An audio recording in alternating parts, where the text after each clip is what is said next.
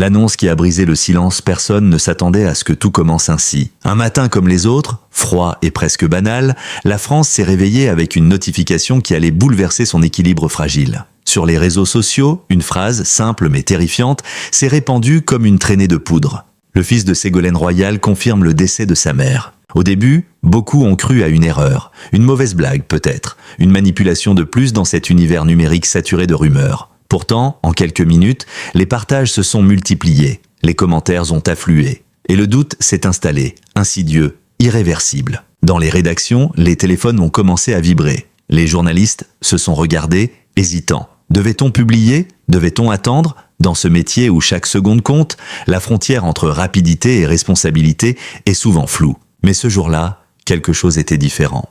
Car il ne s'agissait pas de n'importe qui. Ségolène Royal, figure emblématique de la politique française, ancienne candidate à la présidence, femme de conviction, de controverse et de combat, incarnait bien plus qu'un simple nom. Elle était une mémoire vivante, une voix qui avait marqué plusieurs générations. Alors comment une telle annonce pouvait-elle surgir sans confirmation officielle? Dans un appartement discret du 16e arrondissement de Paris, un jeune homme fixait son écran, le visage figé. Il venait de découvrir, comme des millions d'autres, cette nouvelle qui portait son nom. Son téléphone n'arrêtait pas de sonner. Des journalistes, des amis, des inconnus. Tous posaient la même question. Est-ce vrai? Mais lui ne répondait pas. Parce que lui-même ne comprenait pas. À quelques kilomètres de là, dans les bureaux d'une grande chaîne d'information, la tension était palpable. On a une source? Rien d'officiel. Et le fils? Silence total. Le rédacteur en chef hésitait. Publier cette information sans confirmation pouvait détruire une réputation. Mais ne pas la publier risquait de les rendre invisibles dans une guerre médiatique impitoyable. C'était le dilemme éternel. Et pourtant, une autre donnée venait compliquer l'équation. Une capture d'écran. Un message, prétendument publié par un proche, circulait déjà partout. On y lisait des mots lourds de sens, presque irréels. Elle est partie dans la nuit. Merci pour tout. Mais aucun compte officiel ne confirmait son authenticité. Était-ce une falsification?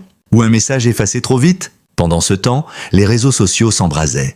Les hashtags se multipliaient. Les théories aussi. Certains internautes ne pleurèrent déjà une disparition qu'ils considéraient comme réelle. D'autres dénonçaient une manipulation. Quelques-uns, plus cyniques, parlaient d'un coup médiatique. Mais personne ne savait vraiment.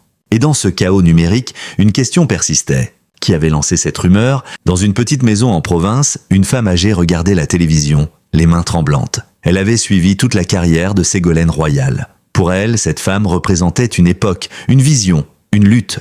« Ce n'est pas possible », murmura-t-elle. Les chaînes d'information continuèrent de parler sans rien dire. Des images d'archives défilaient, des experts débattaient dans le vide. Tout semblait irréel, comme si la vérité elle-même refusait de se montrer. Et puis soudain, un silence étrange, presque inquiétant. Plus aucun nouveau message, plus aucune confirmation, juste ce vide, suspendu entre doute et certitude. Dans les heures qui suivirent, d'une chose devint évidente. Cette histoire n'était pas simplement une rumeur, c'était un phénomène. Un miroir de notre époque où une simple phrase peut déclencher une onde de choc national, sans preuve, sans vérification, sans limite. Mais au cœur de cette tempête médiatique, une question restait sans réponse.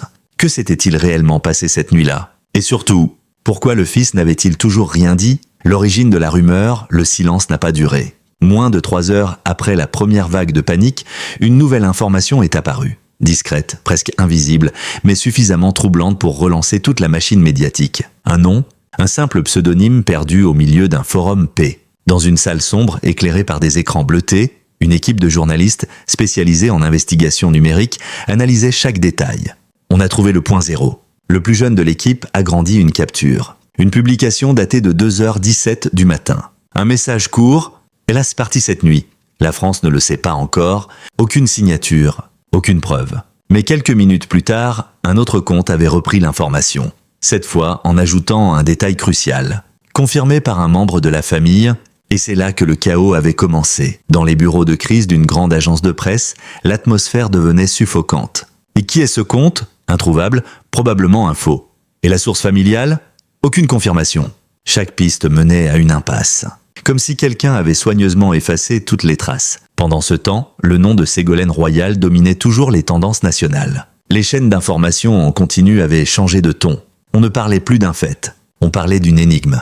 Dans son appartement parisien, le fils restait enfermé, les rideaux tirés, le téléphone coupé. Mais dehors, les journalistes commençaient à s'accumuler, les caméras pointées vers la porte. les micros tendus vers le silence. Il doit parler? S'il ne dément pas, c'est que c'est vrai. Ou qu'il cache quelque chose. Les spéculations devenaient de plus en plus agressives, et chaque minute de silence alimentait la suspicion. À 11h42, un nouvel élément surgit. Une vidéo, courte, tremblant, mal cadrée. On y voyait une silhouette entrer dans un bâtiment hospitalier, tard dans la nuit. Le titre déjà viral, « Dernières images de Ségolène Royal », personne ne pouvait confirmer l'identité de la personne. Mais cela suffisait, parce que dans l'ère du doute, l'image remplace la preuve. Dans une rédaction concurrente, une journaliste expérimentée, Claire Morel, refusait de suivre la vague. Ça ne tient pas? Tout ça est trop propre, trop rapide. Elle pointa l'écran, regardez les timestamps, regardez la coordination. Quelqu'un, quelque part, avait orchestré cette diffusion. Pas un accident, pas une erreur, une stratégie. Elle creusa plus loin. Les comptes à l'origine des partages massifs avaient un point commun. Créés récemment, peu d'activité, mais une synchronisation parfaite. Comme un réseau invisible, ce n'est pas une rumeur, dit-elle finalement. C'est une opération. Le silence tomba dans la pièce. Parce que si cela était vrai, alors quelqu'un avait délibérément décidé de déclencher une onde de choc nationale autour du nom de Ségolène Royal. Mais dans quel but? Pendant ce temps, à des centaines de kilomètres de Paris, dans une maison isolée, un homme observait les écrans avec une attention presque froide. Chaque notification, chaque réaction, chaque débat, tout se déroulait exactement comme prévu. Ou presque. Car un élément échappait encore à son contrôle. Le silence du fils. Retour à Paris. 12h30. Enfin, un mouvement. La porte de l'immeuble s'ouvrit. Les journalistes se précipitèrent. Les caméras s'allumèrent. Et pour la première fois depuis le début de la crise, il apparut. Visage fermé. Regard fatigué, mais déterminé. « Monsieur, est-ce vrai? Pouvez-vous confirmer le décès? Pourquoi ce silence ?» Il s'arrêta. Un instant. Un seul. Puis, il prononça une phrase qui allait tout changer. « Vous ne savez pas ce que vous faites. » Et sans un mot de plus, il disparut. Cette phrase, reprise en boucle, devint le nouveau centre de l'attention. Que voulait-il dire? Était-ce un démenti? Une accusation? Un avertissement? Dans les heures qui suivirent, une tension nouvelle s'installa. Plus lourde, plus inquiétante, car désormais, une autre hypothèse prenait forme. Et si cette rumeur n'était que la surface? Et si la vérité était bien plus dérangeante? Claire Morel, elle, n'avait plus de doute. Quelque chose de grave se jouait. Et elle était déterminée à aller jusqu'au bout, même si cela signifiait affronter ceux qui avaient déclenché cette tempête. Car une chose devenait claire, ce n'était plus une simple histoire médiatique, c'était une bataille. Entre information et manipulation, entre vérité et illusion. Et quelque part dans l'ombre, quelqu'un regardait tout cela avec un calme inquiétant. Ce qui devait rester caché, la tension atteignait son point de rupture. Toute la France retenait son souffle. Et au cœur de cette tempête, un nom revenait sans cesse, comme un écho impossible à ignorer, Ségolène Royal. Mais cette fois, il ne s'agissait plus seulement d'une rumeur. Quelque chose avait changé, quelque chose de plus sombre. Claire Morel n'avait pas dormi depuis plus de 20 heures. Devant elle, des dizaines de fichiers ouverts, des captures d'écran, des connexions entre comptes anonymes, et surtout, une piste qui refusait de disparaître. Un serveur, situé hors de France, utilisé pour coordonner la diffusion initiale de la rumeur. « Ce n'est pas amateur », murmura-t-elle. Chaque détail montrait une précision presque chirurgicale. Les publications avaient été programmées, les relais planifiés, les réactions anticipées. C'était une mécanique, et quelqu'un l'avait activée. À 15h07, elle reçut un message crypté. Un numéro inconnu, un seul fichier joint, une archive. Son cœur accéléra. Elle hésita, puis cliqua. Le contenu la glaça. Des échanges, des instructions, des noms. Et au centre de tout cela, une phrase répétée plusieurs fois. L'annonce doit paraître crédible. Le lien familial est essentiel. Claire recula légèrement. Ce n'était plus une hypothèse. C'était une preuve. Mais le choc ne s'arrêta pas là. Car dans ces documents, un autre élément apparaissait. Un dossier ancien, marqué d'une date remontant à plusieurs années et associé directement à Ségolène Royal. Pendant ce temps, dans un bureau discret à l'écart des caméras, le fils venait enfin de briser son silence. Pas devant les journalistes, pas devant les chaînes d'information, mais devant un seul interlocuteur, une avocate. Ils veulent que je parle. Et vous, si je parle, tout sortira. Un silence lourd suivit, parce qu'il ne s'agissait plus simplement d'une rumeur à démentir, mais d'un choix. Dire la vérité, ou protéger quelque chose de bien plus grand. Retour chez Claire. Elle ouvrit le dossier, et ce qu'elle découvrit expliquait tout, ou presque. Des documents officiels, des correspondances privées, des décisions politiques controversées. Mais surtout, une affaire. Jamais rendue publique, jamais confirmée, mais suffisamment sensible pour justifier le silence. « Mon Dieu !» souffla-t-elle. « Si cela sortait, Ce ne serait pas seulement une rumeur qui exploserait, ce serait un séisme. À cet instant précis, tout prit un sens. La rumeur n'était pas une fin, c'était un déclencheur, une diversion. Un écran de fumée destiné à détourner l'attention, le temps que quelqu'un, quelque part, fasse disparaître ce dossier. Mais Claire avait été plus rapide. À 16h22, un événement inattendu fit basculer la situation. Une publication officielle. Enfin, sur un compte vérifié, un message apparut. Quote. Froid, sans émotion.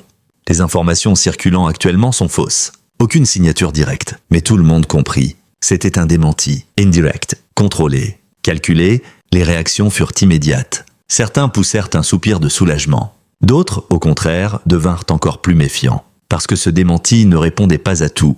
Et surtout, il arrivait trop tard. Car désormais, une autre question dominait, si la rumeur était fausse, pourquoi avait-elle été créée avec autant de précision? Dans la pénombre de son bureau, Claire fixa l'écran une dernière fois. Elle savait ce qu'elle devait faire. Publier, tout publier. Mais au moment où elle s'apprêtait à envoyer son article, son ordinateur s'éteignit. Brutalement. Écran noir. Silence total. Puis, une notification apparut sur son téléphone. Un message. Sans numéro, sans identité. Juste une phrase. Vous êtes allé trop loin.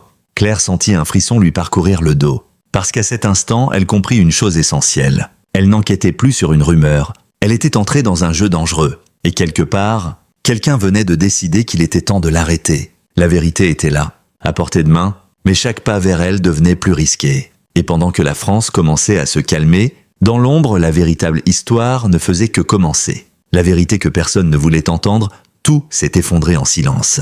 Pas avec un cri, pas avec une révélation spectaculaire en direct à la télévision, mais avec une publication, une seule. À 18h03, malgré l'écran noir, malgré les menaces, Claire Morel réussit à envoyer son article. Un texte long, précis, implacable.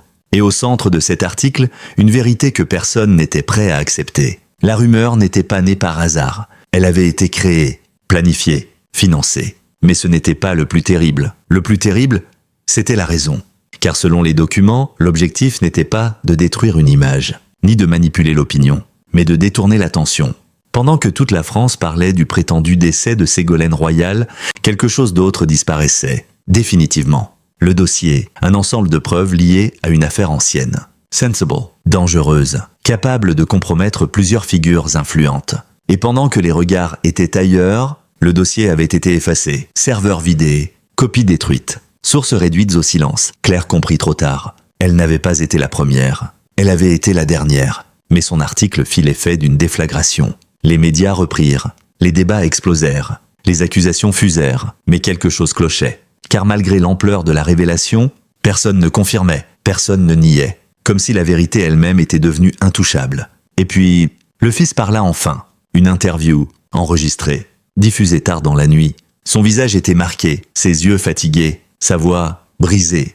Ma mère n'est pas morte. Un silence. Dans tout le pays. Mais quelque chose en elle? Oui. Les journalistes restèrent figés.